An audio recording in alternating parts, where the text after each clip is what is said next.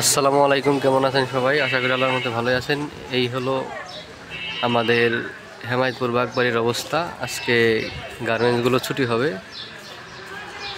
তো গার্মেন্টস ছুটি হওয়ার কারণে প্রত্যেকটা মানুষ বাড়িতে যাবে, এর জন্য বাস এসে ভরে গেছে পুরো রাস্তা। দেখতেই পাচ্ছেন পুরো রাস্তা ভরা বাস আর বাস। তো পুরো রাস্তা ভরা শুধু বাস আর বাস।